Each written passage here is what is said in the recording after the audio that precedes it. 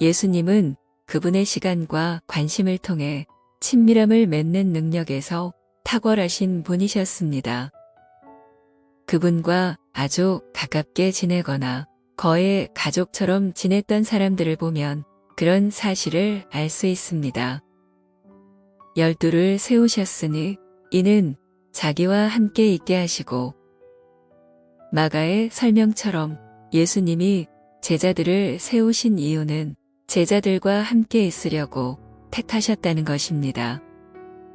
주님은 가르치실 때도, 여행하실 때도, 사역하실 때도, 식사하실 때도, 쉬실 때도, 따라다니는 사람들로 북적거릴 때도, 모처럼 한적하실 때에도 제자들과 함께하는 일에 삶의 많은 부분을 할애하셨습니다.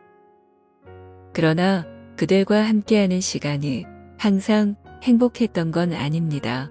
사실 제자들은 그분의 일을 훨씬 더 어렵게 만드는 경우가 많았습니다. 물론 그분 삶의 주목적이 단지 제자들을 행복하게 하는 것은 아니었습니다. 그럼에도 제자 중 한 명이라도 예수님을 찾아와 주님, 왜 저희에게 시간을 내주시지 않는 겁니까? 이제 유명해지시니까 저희는 안중에도 없으십니까? 설교하시고 치유하시고 상담하고 다니시느라 저희는 도무지 주님 얼굴을 뵐 수가 없네요. 이렇게 불평하거나 따졌다는 기록은 없습니다. 수많은 사람들이 하루 종일 예수님을 붙잡고 놔주지 않았지만 제자들은 조금도 걱정하지 않았습니다. 제자들은 예수님의 시간표에 언제나 자신들을 위한 그분의 시간이 있다는 것을 잘 알았기 때문입니다. 예수님은 인생의 경험들을 나누는 공생의 3년의 시간 속으로 제자들을 초대하셨습니다. 실제로 성경을 자세히 보면 예수님이 제자들과 함께 하신 시간과 경험들이 상당하다는 것을 알게 됩니다. 그분은 제자들과 함께 걸으셨습니다. 예수님이 제자들과 함께 가장 많이 한 일은 걷는 것이었습니다. 갈릴리 해변으로 지나가시다가 시몬과 그 형제 안드레가 바다에 금을 던지는 것을 보시니 예수께서 이르시되 나를 따라오라. 나를 따라오라. 이 초대야말로 역사상 사람의 인생을 가장 크게 바꿔놓은 가장 강력한 친밀함으로의 초대일 것입니다. 순종이 예수님을 따르는 삶의 일부이긴 하지만 그분은 내게 순종하라고 말씀하시지 않았습니다. 그분과 친밀해지면 자연히 그분을 믿을 수밖에 없지만 그분은 나를 제대로 믿어라. 그렇게 말씀하시지 않았습니다. 나중에는 그분을 섬기는 것이 제자들의 가장 큰 목적이 되었지만 그분은 나를 섬기라. 그렇게도 말씀하시지 않았습니다. 단지 함께 걷자고 말씀하셨고 이후 3년 동안 제자들은 그분과 함께 걸었습니다. 함께 걷는 것이 이 모든 역사의 시작이었고 부활 후에도 예수님은 두 제자와 함께 엠마오로 가는 10km의 여정을 함께 하셨습니다. 함께 걷기는 쉽고 간단합니다. 특별한 기술도 필요하지 않습니다. 하지만 두 사람이 가까워지기에 이보다 더 좋은 방법도 없습니다. 예수님은 함께 걷는 방법을 워낙 자주 사용하셔서 신약에서 제자 훈련을 예수님과 함께 걷는 것으로 표현할 정도입니다. 예수님을 사랑하는 것은 곧 그분과 함께 걷는 것을 의미했습니다. 이것은 지금도 마찬가지입니다. 주님은 사람들과 함께 먹고 마셨습니다. 역시 지극히 단순합니다. 누구나 밥을 먹어야 하고 또 밥 먹는데 특별한 기술이 필요하지는 않습니다. 예수님은 사람들과 걷지 않을 때면 사람들과 한 식탁에 앉으셨습니다. 예수께서 마태의 집에서 앉아 음식을 잡수실 때 많은 세리와 죄인들이 와서 예수와 그의 제자들과 함께 앉았더니 역사상 가장 유명한 식사에 그분의 이름이 붙어 있습니다. 바로 주의 만찬입니다. 성경은 예수님이 곧 돌아가실 것을 알면서도 제자들과 함께하는 이 식사를 원하고 원하였노라 그렇게 중언합니다. 한 상에 둘러앉아 함께 밥을 먹는 일은 얼마나 친밀한 행위인지 모릅니다. 주님은 제자들을 자주 가르치셨습니다. 그래서 성경에는 제자들이 나아온지라 입을 열어 가르쳐 이르시되 이런 말씀들이 많습니다. 그렇게 함께 배우며 성장해 가는 관계에는 뭔가 특별한 것이 있습니다. 책을 읽어도 친구들과 열띤 토론을 벌이며 읽으면 그 경험이 훨씬 더 풍성해집니다.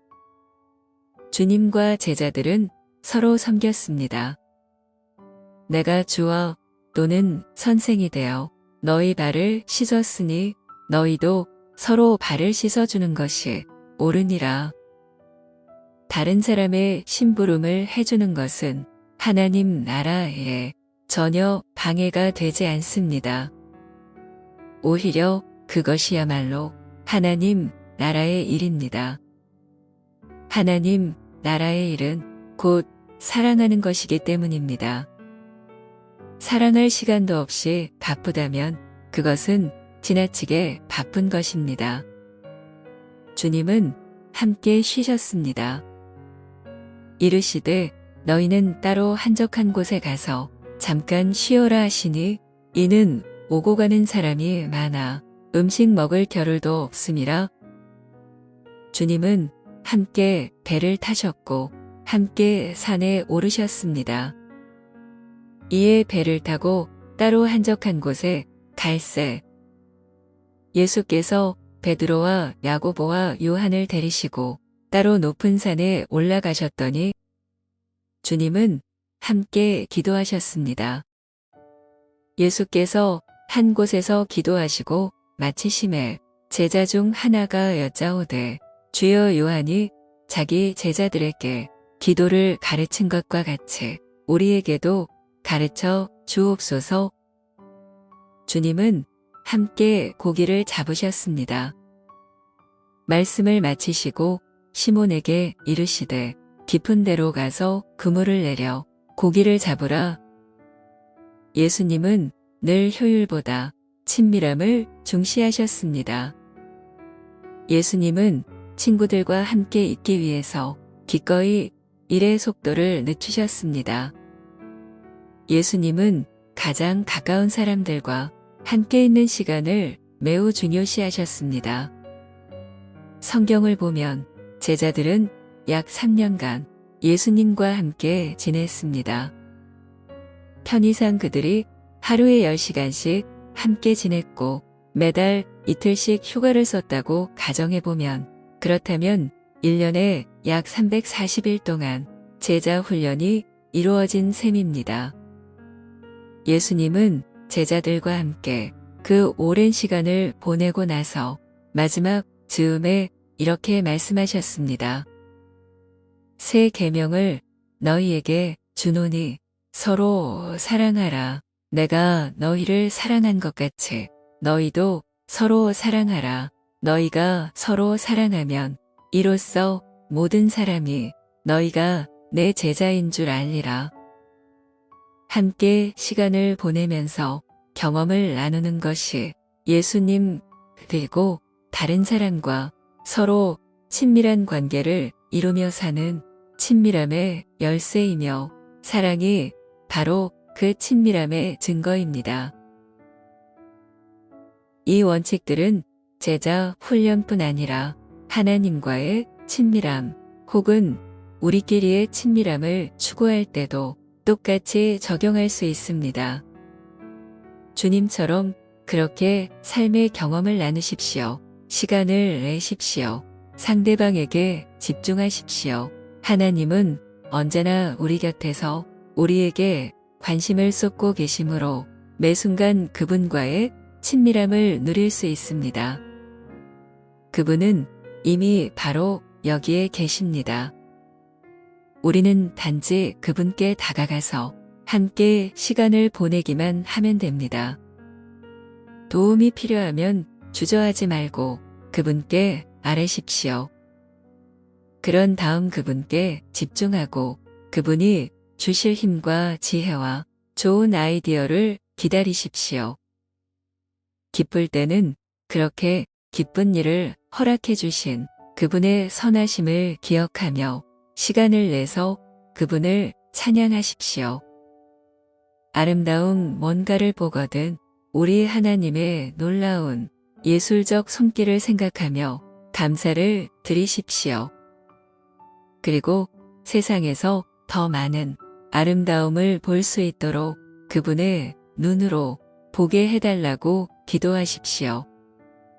그분의 경험을 나누게 해달라고 기도하십시오. 아버지는 이 사람을 보고 어떤 기분을 느끼시나요? 이 나무를 창조하실 때 어떤 마음이셨나요? 손수 창조하신 이 광활하고도 아름다운 지구를 보실 때 얼마나 기쁘신가요? 그 기쁨을 저도 누리고 싶습니다. 하나님과 친밀해지려고 애쓰는 사람들은 주변 환경에서도 그분을 찾습니다.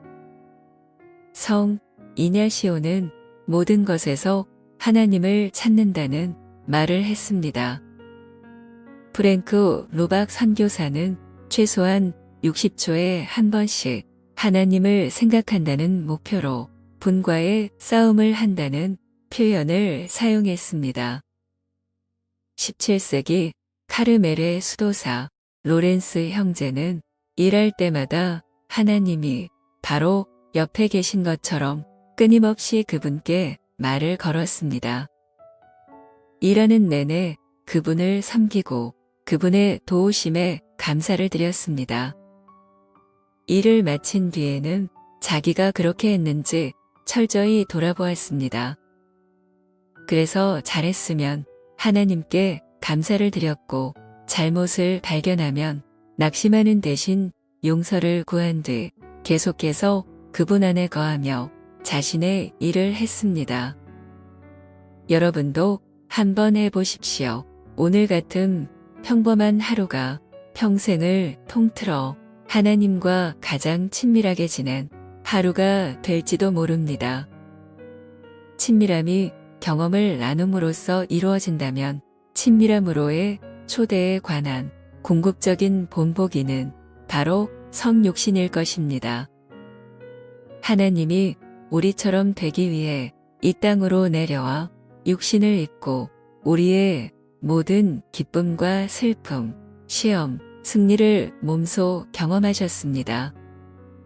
이 얼마나 신비롭고도 기적적인 사건입니까?